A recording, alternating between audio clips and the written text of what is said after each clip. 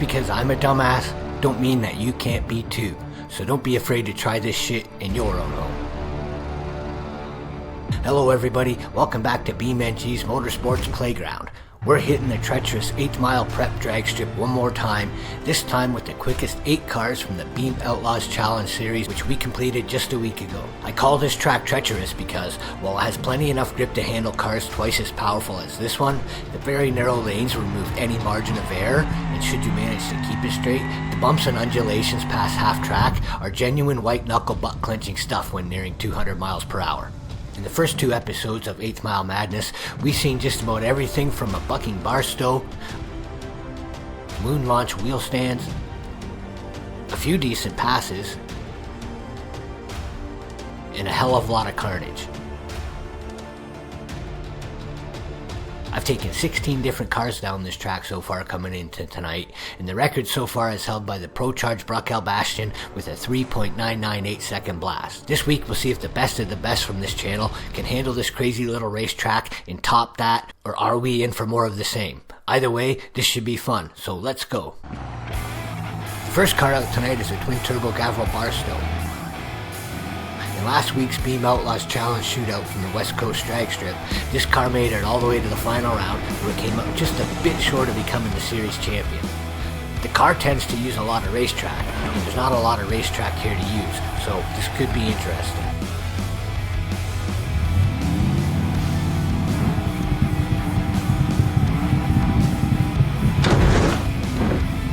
That was going well until the rear end sort of kicked out at half track. The Barstow covers the 8th mile in 4.259 seconds. In most racing series there are track boundaries.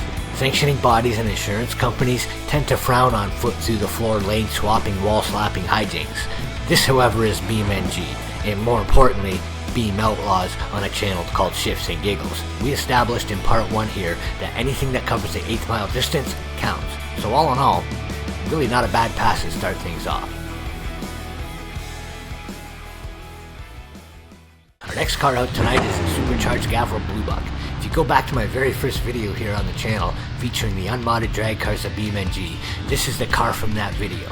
By the second video it sported this bright yellow taxi livery that it's carried since, and is now equipped with several parts from Mio's drag pack available in the repository, but this is that car. The oldest car on this channel came up just a bit short in round 1 of last week's side-by-side final shootout to the supercharged Moonhawk. This car usually goes fairly straight though, so it might be well suited for this track here.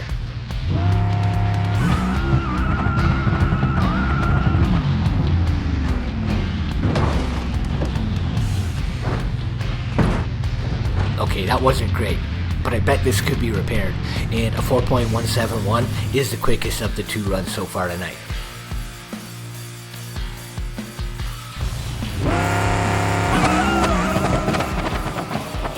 It doesn't have to be pretty, although in some way that sort of was for a while. It's a shame I couldn't gather it up after that first roll. That would have been pretty cool.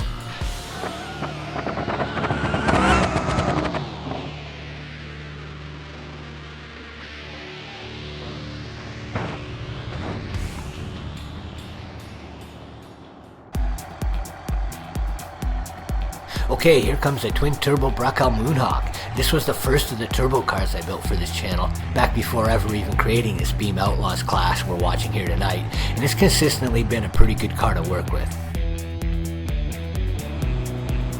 It fell to the supercharged Moonhawk in the semifinals of last week's shootout in one of the fastest races of the night. It's usually a pretty easy car to drive, so this could be good.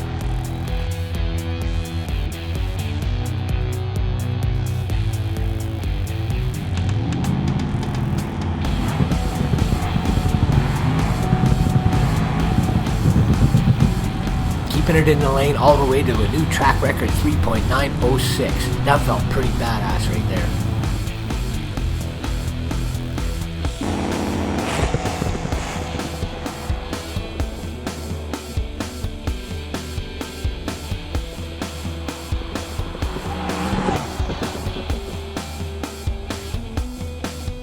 That was about as nice of a run as you could ask for here. Almost straight down the center of the lane in our first undamaged race car of the night.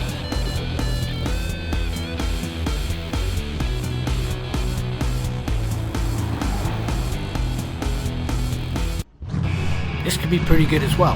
Here's the twin-turbo Bruckell Bastion. The Bastions are a little on the heavy side, but they are easy to tune and almost always go straight down the track. Although this one got beat in the opening round of the side-by-side shootout by the Pro-Charged Moonhawk, it wasn't because it didn't make a nice pass. If nothing funny happens here, this could have a record run in it as well.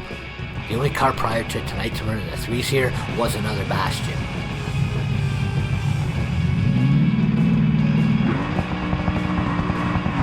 Big wheelies. Just a 4.022 second elapsed time. That falls short of any record, but it is good enough for the number 2 spot so far tonight. I have to think that a little wheelie bar adjustment and a bit more rear tire pressure to not hook up so well would have easily put that into the 3.9s, if not the 3.8s. But it is what it is. None of the cars that we've seen on this track have been set up for this track. I think a lot could be done to make them actually work here given some time, but sometimes the fun is in the carnage, and BeamNG is probably one of the best carnage simulators there is. Here is the Pro-Charged Bruckell Moonhawk. This was the very first of the Pro-Charged cars that I ever built on this channel, and one of the couple cars tonight that have since been broken of sorts by the newest game update, and its effect on some of the forced induction parts. This car advanced to the semifinals last episode, where it was upset by the Cinderella Barstow, but like all the Moonhawks I've built so far, I wouldn't bet against it here.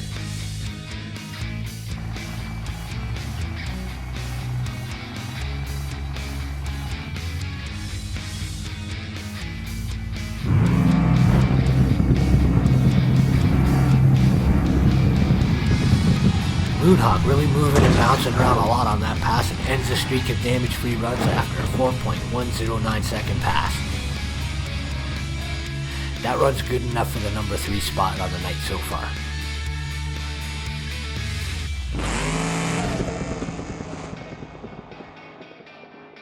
Hey, if you're enjoying this, hit that thumbs up so YouTube knows this is some good shit. And if this is the sort of stuff you're into, don't forget to subscribe if you haven't already, and hit that bell so you don't miss out on future videos. If you've already done all of that, thank you very much. Your support means a lot. If you have any questions or comments, I'd love to hear them.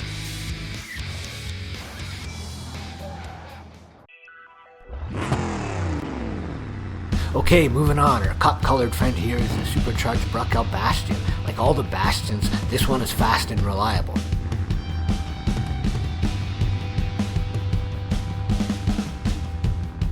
Of course, that didn't mean much against the faster twin-turbo Moonhawk last week in round 1 of the shootout, where it came up just a little short in a great side-by-side drag race.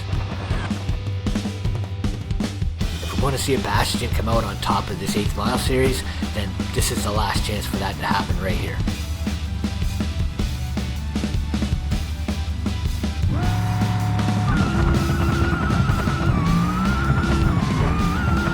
Almost an instant replay of the twin-turbo version we watched run earlier, and good enough to make it the quickest Bastion in the series after a decent 3.985 second elapsed time.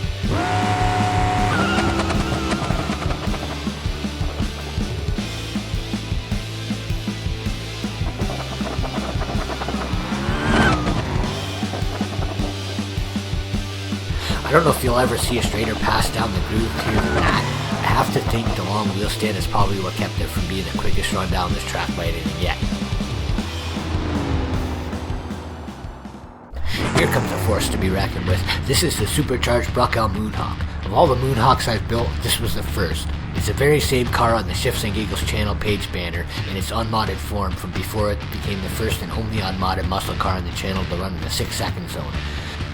I began the just completed Beam Outlaws Challenge series with 25 unique race cars, and when the smoke cleared last week, it was this Moonhawk defeating the Cinderella Barstow in the final round of a side-by-side final shootout to become the undisputed class championship winning combination. If there's a complaint about this car, it's that it sometimes likes to pull to the right a little bit, and there's not much room here to do that, so let's see what it does. If it goes straight, it could be fast. And it goes to the right. There's not much traction on the paint, and I was very lucky not to hit anything. Off the throttle, 4.397 would have been one of the better runs here during the first 2 episodes. Tonight, against the best of the best, that run is the slowest of the bunch so far tonight.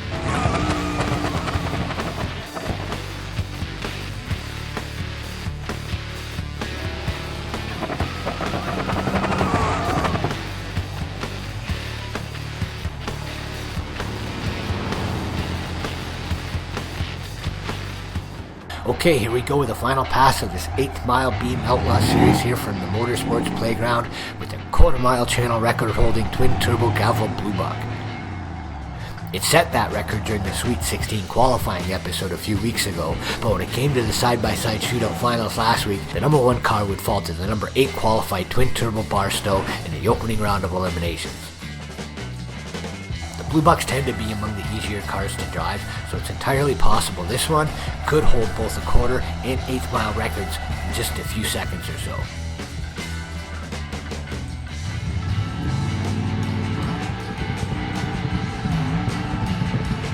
That was a nice pass until half track where it got out of the groove. Things got real close to getting real ugly. A 4.160 is not going to set a record though, and is only good enough for number 5 here tonight.